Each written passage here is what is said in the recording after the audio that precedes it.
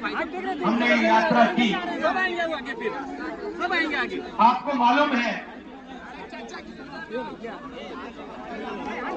कि देश में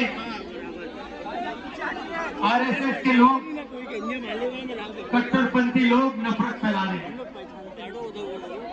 भाई को भाई से लड़ाने की कोशिश कर रहे हैं, एक भाषा को दूसरी भाषा से लड़ाते हैं, स्टेट को दूसरे स्टेट से लड़ाते हैं, एक जात को दूसरी जात से लड़ाते हैं, धर्म को दूसरे धर्म से लड़ाते हैं। और मीडिया में तो बात आती नहीं है। मीडिया में बस मोदी जी का चेहरा दिखता रहता है 24 घंटा।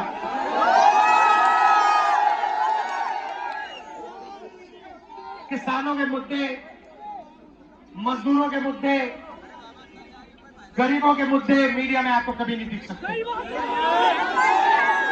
में आपको बॉलीवुड के स्टार दिखेंगे, क्रिकेट मैच दिखेंगे, मोदी जी समुद्र के नीचे दिखेंगे,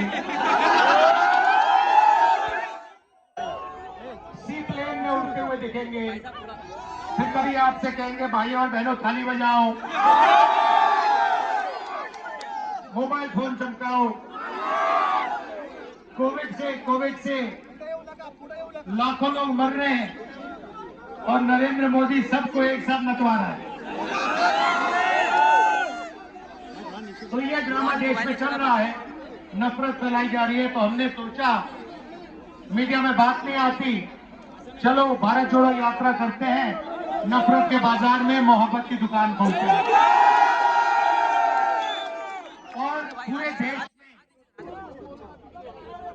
लोगों को साफ पता लग गया कि एक तरफ नफरत है और दूसरी तरफ मोहब्बत है। क्योंकि आप जानते हो नफरत को नफरत नहीं काट सकती है, नफरत को मोहब्बत ही काट सकती है। और जैसे मैंने यात्रा में मोहब्बत की दुकान खोली, वैसे ही आप हर रोज मोहब्बत की दुकान खोलते हो। अब देखिए ये सब हो क्यों रहा है। नरेंद्र मोदी जी लोगों का ध्यान इधर उधर क्यों करते हैं? क्योंकि वो चाहते हैं कि हिंदुस्तान का जो धन है वो 10-15 लोगों के जेब में चला जाए। वो चाहते हैं कि अदानी जी जैसे अरबपतियों को हिंदुस्तान की पूरी पूंजी पकड़ा दी। लक्ष्य है। आप देखिए हिंदुस्तान में 22 लोग हैं, सबसे अमीर 22 लोग हैं। उनके पास उतना धन है जितना 70 करोड़ हिंदुस्तानियों के पास है। एक तरफ 70 करोड़ हिंदुस्तानी, उसमें किसान, मजदूर, बेरोजगार युवा, जितना उनके पास धन है उतना ही धन सिर्फ 22 लोगों के पास। ये है हिंदुस्तान की हालत। मीडिया देखो, एयरपोर्ट देखो, पोर्ट्स देखो, पावर जनरेशन देखो, सेलफोन देखो, जहां भी आप देखोगे यही 20-25 लोग आपको दिखाई देंगे। ये आप फोटो ले रहे हो ना, मोबाइल फोन पे 6-7 घंटे रहते हो, रील देखते हो, पैसा कौन बनाता है? अदानी, अंबानी, वही लोग। गाड़ी में पेट्रोल डालते हो ना, पैसा कौन बनाता है? हिमाचल का सेब खाया है, पैसा कौन बनाता है? सड़क पे चलते हो, पैसा कौन बनाता है? यहाँ पे बिजली के दाम बढ़ते जाते हैं, पैसा कौन बनाता है? तो हर जगह वही 20-25 लोग पैसा बनाते हैं और मीडिया में ये जो हमारे मित्र बैठे हैं, ये उन्हीं 25 लोगों का काम करते रहते हैं, छोटे छोटे। और लक्ष्य है कि हिंदुस्तान का ध्यान कभी इधर जाए, कभी उधर जाए, कभी नीचे जाए, कभी ऊपर जाए, मगर असली सवाल ना पूछा जाए। असली सवाल हिंदुस्तान में सिर्फ 3 है। एक, बेरोजगारी, दूसरी महंगाई और तीसरी भागीदारी। हिंदुस्तान का धन किसके हाथ में जा रहा है? वो है भागीदारी। महंगाई और बेरोजगारी से आप सब सामना करते हो, हर रोज करते हो। यहाँ पे युवा प्राइवेट कॉलेज यूनिवर्सिटी में जाते हैं, 5-10 लाख रुपए लग जाते हैं, डिग्री लेते हो, उसके बाद हिंदुस्तान में आपको रोजगार नहीं मिल सकता। क्यों? क्योंकि जो छोटा बिजनेस चलाते थे, यहाँ पे जो आपके लूम, यहाँ भी देखता हूं, यहाँ पे जो आपके पावर लूम्स हैं, जो छोटे छोटे बिजनेस हैं, उनको जीएसटी और नोटबंदी ने खत्म कर दिया। ये नरेंद्र मोदी जी ने अदानी जैसे अरबपतियों के लिए काम किया है। अरबपतियों ने उनसे कहा, देखो अगर अपना चेहरा टीवी पे चाहते हो तो जीएसटी नोटबंदी लागू करो, और ये जो छोटे व्यापारी हैं हिंदुस्तान में, इनको सबको खत्म करो। और वो ही नरेंद्र मोदी जी ने किया। भाइयों और बहनों, रोजगार बड़े अरबपति नहीं देते हैं। रोजगार यहाँ पावर लूम में मिलता है, रोजगार छोटे व्यापारी देते हैं, रोजगार स्मॉल और मीडियम बिजनेस वाले लोग देते हैं। उन सबको नरेंद्र मोदी जी ने खत्म कर दिया। तो आज हिंदुस्तान की हालत है कि इस देश में युवाओं को रोजगार नहीं मिल सकता। पहले आप 400 रुपए का गैस सिलेंडर खरीदते थे, यूपीए की सरकार थी। अब कितने का है? अब कितने का है? 1100। मोदी जी ने कहा था गैस सिलेंडर महंगा है, 400 था, 1100 कर दिया। आज मीडिया वाले नहीं कहते कि भैया गैस सिलेंडर के दाम बढ़ गए। तो हमने अपने मैनिफेस्टो में युवाओं के लिए 5 काम करने की गारंटी दी है। तो मोदी वाली गारंटी नहीं, कांग्रेस वाली गारंटी, हमारी गारंटी, मेरी गारंटी, वारंटी के साथ। तो देखिए, जब ये नफरत फैलाई जाती है तो देश कमजोर होता है। अभी ये क्या कर रहे हैं, आपने देखा होगा, इनके एक एमपी ने अभी कहा कि चुनाव के बाद हम कॉन्स्टिट्यूशन को खत्म कर देंगे। देखा आपने?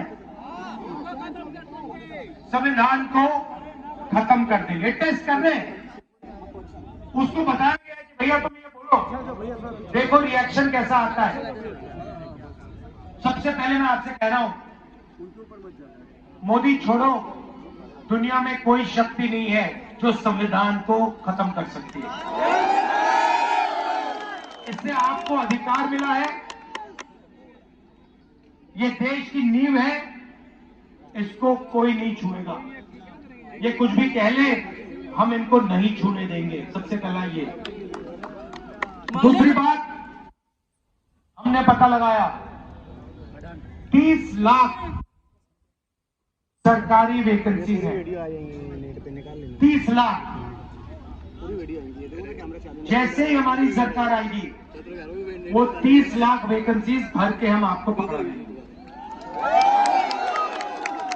इधर आओ, अपना नाम कहते रहो।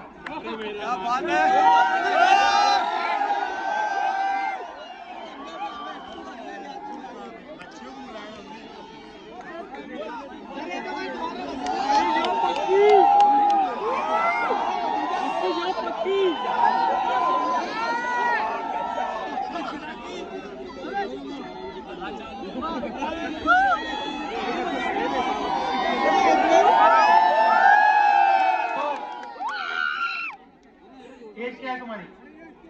एज ठीक है, 9 साल का है, अभी नौकरी नहीं कर सकते।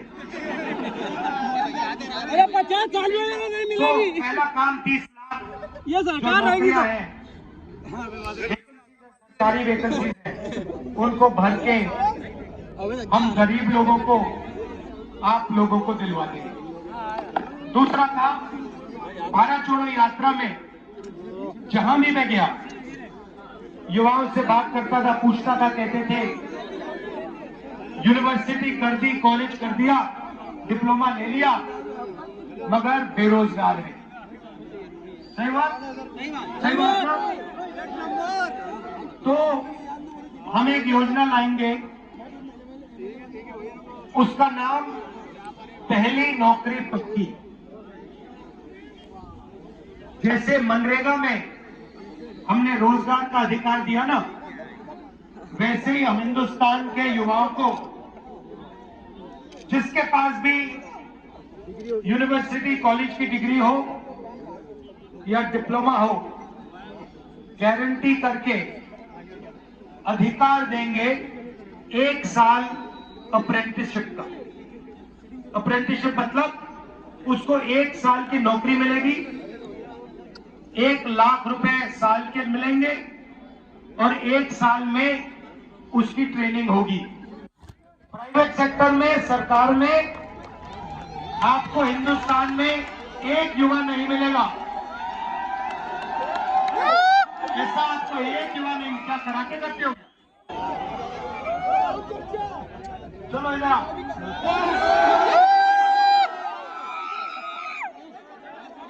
चलो पीछे हो जाओ।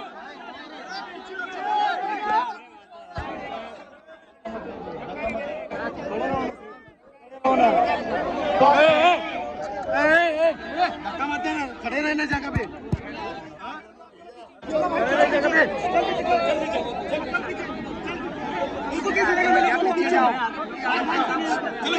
चलो पीछे आ जाओ।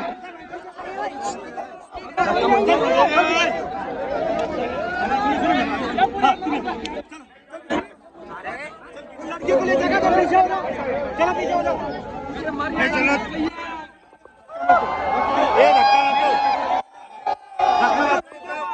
उनको बुलाया है, अरे हाँ, अच्छी बात है नहीं आएगी ना। अरे मैं सीधा कर रहा हूँ, वो लड़की हम लड़की इधर जाएंगी। अरे तुमको नहीं चलो, अरे चलो। तो पहली नौकरी पक्की मतलब 1 साल की अप्रेंटिसशिप होगी प्राइवेट कंपनी में। चलो चलो बाहर निकाल, जेब में हाथ डाल रही इसको बाहर निकाल। सरकार ने चलो ये नीचे बैठ जाओ। उसको नौकरी, अप्रेंटिसशिप पक्की, ट्रेनिंग और 1 लाख रुपए बैंक अकाउंट। ये है थोड़ा पीछे सर को। तीसरा काम, ये जो पेपर होते रहते हैं, जब पेपर की चेकिंग की इन्होंने आउटसोर्सिंग कर दी है, इसको हम बंद कर देंगे। सिर्फ सरकारी सेक्टर पेपर करवा पाएंगे और अगर किसी ने पेपर लीक करवाया तो उसके खिलाफ सख्त कार्रवाई करेंगे। ये जो पेपर होते हैं जानबूझ के किए जाते हैं और ये सरकारी कराती है। फिर आपसे कहते हैं रोजगार नहीं मिलेगा, पेपर लीक हो गया, नौकरी नहीं मिलेगी। ये इसका तरीका है, इसको हम पूरा बंद कर देंगे। चौथी बात, आजकल 21वीं सदी में बहुत सारे युवा डिलीवरी का काम करते हैं, ऊबर की गाड़ी चलाते हैं, ओला की गाड़ी चलाते हैं। चलो बात करो। खाना डिलीवर करते हैं, करते नहीं करते। तो इनके लिए हमें नया कानून ला रहे हैं। जो भी ड्राइविंग का काम करता है, ऊबर चलाता है, डिलीवरी का काम करता है, ये ऐप का काम करता है, उसके लिए हम पेंशन देने का काम शुरू करें। मतलब उनको उनके लिए कंपनी अलग पैसा देगी और जब वो रिटायर होंगे तो वो पैसा उनके जेब में पेंशन जैसे दिया जाएगा। और आखिरी काम, युवा रोशनी। ये नरेंद्र मोदी जी स्टार्टअप इंडिया करते रहते ना, मेक इन इंडिया। कुछ हुआ make in India? Make in Adani हो गया, मेक इन अंबानी हो गया, मेक इन इंडिया नहीं हुआ। यहाँ पे आपके सब लूम बंद कर दिए, बिजली के दाम बढ़ा दिए, आपकी कोई रक्षा नहीं की, छोटे व्यापारियों की रक्षा नहीं की। तो इसीलिए हम 5,000 करोड़ रुपए हर डिस्ट्रिक्ट में स्टार्टअप फंड भेजने जा रहे हैं। जो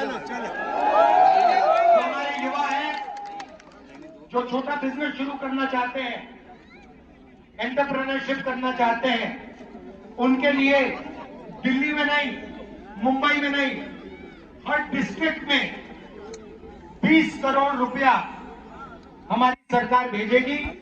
और वो सिर्फ गरीब युवाओं के लिए होगा, उनके बिजनेस के लिए होगा।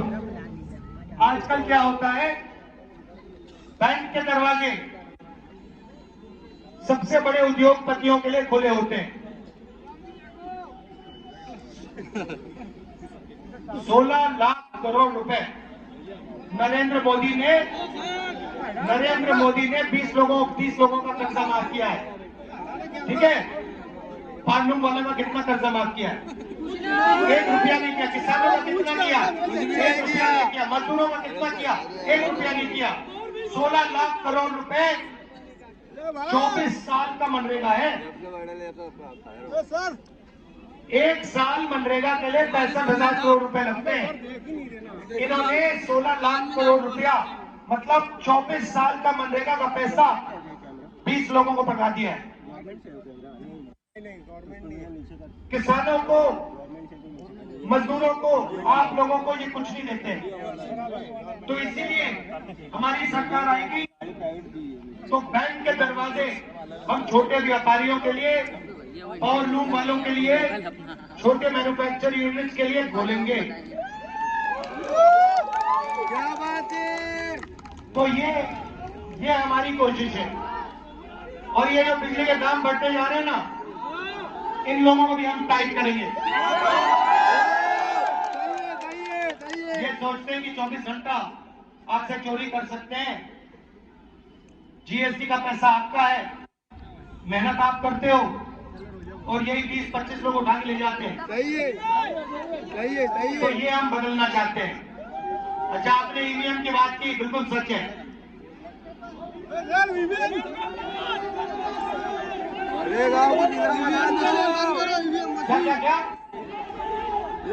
क्या बताओ,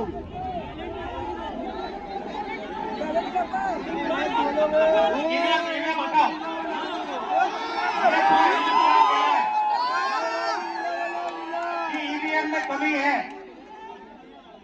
हम इलेक्शन कमीशन के यहां गए, वो सुनने को तैयार नहीं है। आपने देखा होगा, एक इलेक्शन कमिश्नर रिजाइन कर गया, चुनाव से कुछ ही दिन पहले रिजाइन कर दिया। कोई ना कोई कारण तो होगा।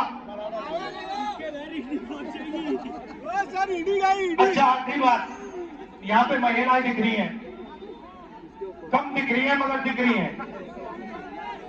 तो आज हमने आपके लिए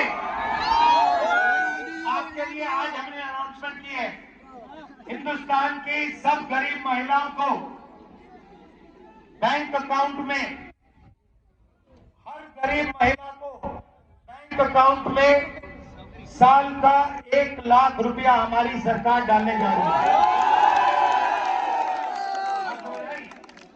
हाँ, समझे? बोलो, क्या करा जा रहा है? महिलाओं को कितना पैसा दिया जाएगा 1 साल में? जोर से। इंडिया सरकार 1 लाख रुपए हर गरीब महिला को देगी। ठीक है, बोलो। इंडिया सरकार शर्माना नहीं है, शर्माना नहीं है। इंडिया की सरकार हर गरीब महिला को सीधा बैंक में 1 लाख रुपया डालने जा रही है।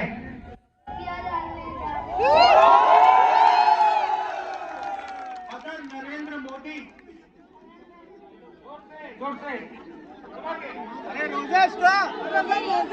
नरेंद्र मोदी अरबपतियों का